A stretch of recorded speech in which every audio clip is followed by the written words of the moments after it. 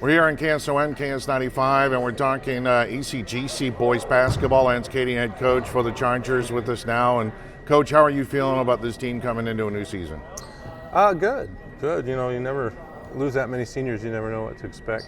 You know, we got a handful of seniors and a couple of juniors coming back, so that helps. And then a lot of freshmen and sophomores, which, you know, you always have hope for. You know, you watch them growing up and junior high, and you know there's talent there, and yeah, you know, I can't believe just the amount of difference in those kids from this summer to now. You know, just those few extra months of maturing and going through a fall sport and being in the weight room makes a lot of difference at that age. So I've been pleasantly surprised with our freshmen and sophomores.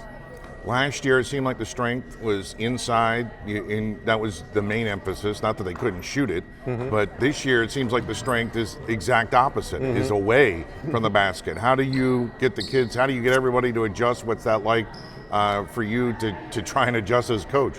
Yeah, well, you know, the way we play, we can do either. I'd still like these guys to get in the paint and draw fouls.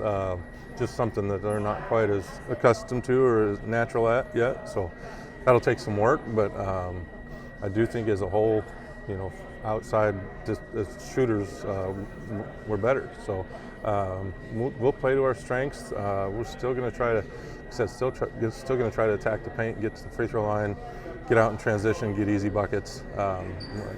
We love to shoot threes and love to make threes, but by no means do we want to rely solely on that. So, I mean, Joe Crawford, Tommy Scram, so important for their leadership. Johnny Kading will get more minutes when he's healthy. So what does the rest of the lineup look like, or rotation, with guys as you're trying to work them in? Yeah, outside of those three, we got Preston Kent Jr., just coming off a individual state cross-country season. He's shown a lot of progress, growing a little bit.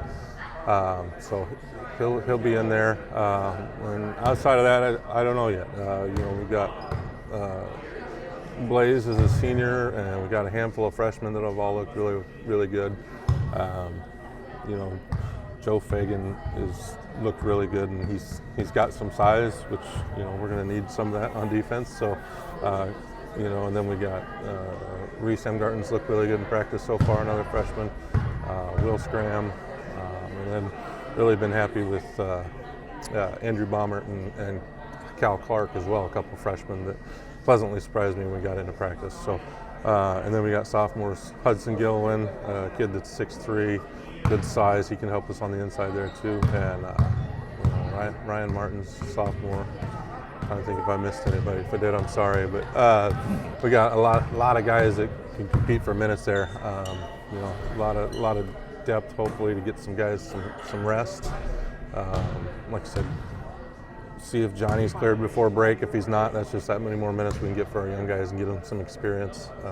So I think once we get through break and deeper into the season and hopefully get everybody healthy, we'll have guys that have plenty of reps and plenty of chemistry playing together. And you know, I expect good results. Good competitive postseason run. I don't know, getting there might look a little different than last year just because of having to replace so much and do things a little different, which you got guys that are fully capable of, but you never know how easy it is going to build that chemistry along the way, especially in a conference like ours and with a non-conference schedule like ours. Like, it could be a couple of hiccups along the way. I hope not, but you know, if there are, it's nothing that we can't overcome, and just have to work with young guys on how to process that and learn from it and get better. Yeah. How excited are you for the process to see some of these young players develop? It's not for a lack of numbers. You got the numbers. You just don't have the experience. Yeah. And that's got to be exciting for you to just see what's coming. It is. It's really exciting, and it's an opportunity for me to develop too. You know, I got to go back to learn to be a little more patient. That group of seniors last year, you know, we had more than 8 or 9 turnovers in a game. I could get pretty upset, and everybody knew why. These guys in practice, they're like, "Why is he getting so upset about turnovers?" Which, you know, I understand. We're going to have more turnovers. We're going to have more mistakes. Just like I tell them, make a mistake going hard. Don't freeze up and be uncertain. make a mistake going hard. We'll learn from it. We'll move on. But it's going to be, like I said, it's going to be an opportunity for Wes and I to grow as coaches too. We're just as much part of the team as these guys, and we'll grow together. And like I said, it'll be fun. I really like this group of kids so far.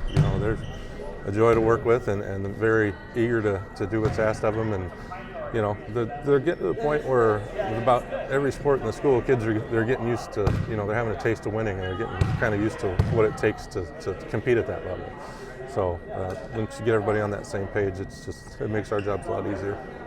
Coach, appreciate the time and best of luck throughout the season. Thanks so much. You bet. Thanks, Chris. Lance Kading, head coach for ACGC boys basketball here on KSOM, KS95.